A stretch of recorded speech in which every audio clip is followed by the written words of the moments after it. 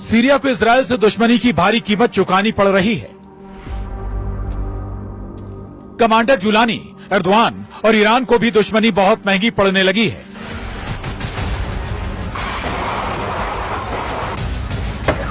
Netanyahu ने हाथ आए मौके को बखूबी भुना लिया है। सीरिया में टेरर ग्रुप पर स्ट्राइक का बहाना बनाकर इजरायल दुश्मनों का दम उखाड़ रहा है। इजरायल के हमले हर गुजरते दिन तेज होते जा रहे हैं, विध्वंसक होते जा रहे हैं। नेतन्याहू आर्मी ने बशर अल असद की बनाई सीरिया फोर्स की टोटल तबाही का सैन्य अभियान चला रखा है। 9 दिसंबर से शुरू हुए सीरियल हवाई हमले में इजरायल ने सीरिया के सभी टेरर ग्रुप को तो जमकर पीटा ही है, साथ ही दुश्मन देश के सैन्य बलों को बर्बाद कर दिया है। कमांडर जुलानी के असद सरकार के तख्ता पलट के बाद से इजरायल के हमलों में सीरिया का 85% एयर डिफेंस तबाह हो चुका है। इजरायल की एयर स्ट्राइक में सीरिया के 85% से ज्यादा एयर डिफेंस सिस्टम कबाड़ बन चुके हैं। सीरिया एयरफोर्स के 107 एयर डिफेंस कंपोनेंट्स और 47 रडार बर्बाद कर दिए हैं। हथियार डिपो को निशाना बना सैकड़ों मिसाइल, 27 लड़ाकू विमान और 24 हेलीकॉप्टर के परखच्चे उड़ाए। इल्टाविया में नौसैनिक ठिकानों को भी निशाना बनाया, जिसमें सीरिया के 15 नौसैनिक जहाज तबाह हो गए।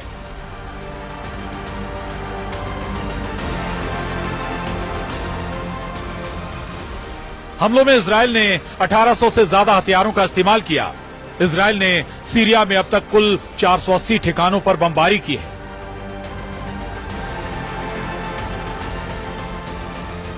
सीरिया के हालात पहले की तरह हैं। फर्क बस ये आया है कि दमिश्क में बशर की जगह अब कमांडर जुलानी की बादशाहत है।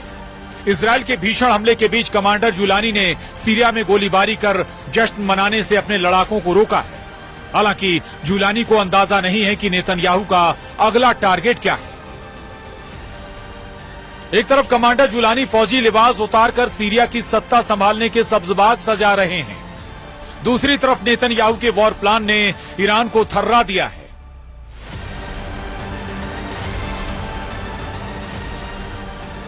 टाइम्स ऑफ इजराइल की रिपोर्ट के मुताबिक इजराइल डिफेंस फोर्स ने पीएम नेतन्याहू को जानकारी दी है कि ईरान के एटमी अड्डे को तबाह करने का ये सबसे अच्छा मौका है।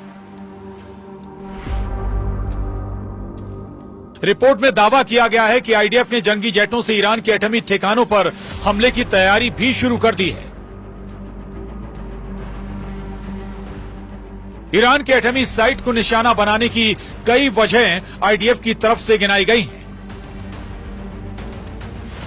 इजरायल डिफेंस फोर्स को ईरान में एयर ऑपरेशन में लेबनान से कोई रोक टोक नहीं करने वाला है।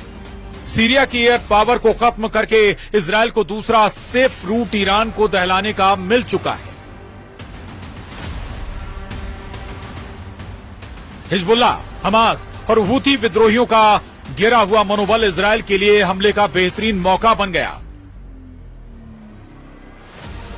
सीरिया में तुर्की और ईरान के टक्कर को भी नेतन्याहू के लिए अच्छा अवसर माना जा रहा है। आईडीएफ के एक्शन प्लान की डिटेल मिलने के बाद पीएम नेतन्याहू ने ईरान के सुप्रीम लीडर पर तंज कसा है।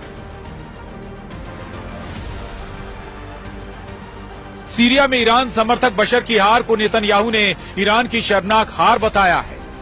इजरायल ने आज तक जो धमकी दी है वो सच हुई है, चाहे वो हमास के सफाए की हो, चाहे हिजबुल्लाह की बर्बादी की, चाहे वो सीरिया के टेरर ग्रुप क्यों ना हो। इजरायल जिसे निशाने पर लेता है उसका काम तमाम कर दिया।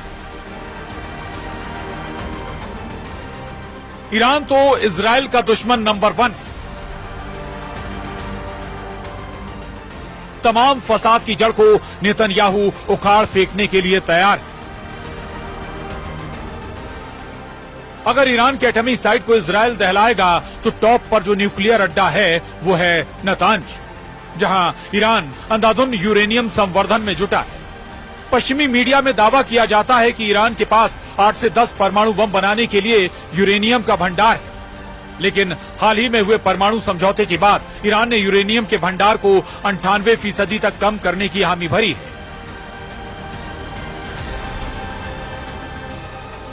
ईरान ने यूरेनियम संवर्धन के स्तर को 3.67% पर रखने की शर्त मान ली है। अब ईरान के पास नतांज और फोर्डो न्यूक्लियर साइट पर यूरेनियम संवर्धन चल रहा है।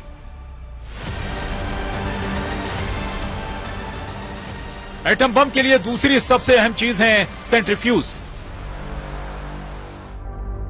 ईरान के पास 20,000 सेंट्रीफ्यूज होने का अनुमान है।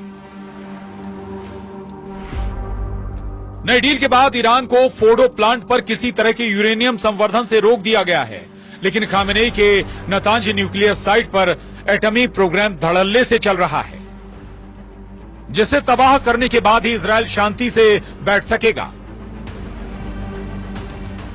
हालांकि ईरान के न्यूक्लियर साइट पर हमले के बाद एटमी युद्ध का खतरा सभी हदें पार कर सकता है। पश्चिमी देशों ने भी इजरायल के इस प्लान का पहले ही विरोध कर रखा है।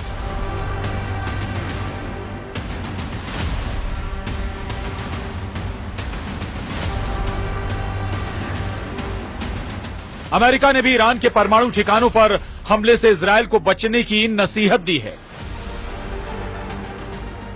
मगर यह भी साफ है कि इजरायल कभी अपने दुश्मनों को बख्शता नहीं।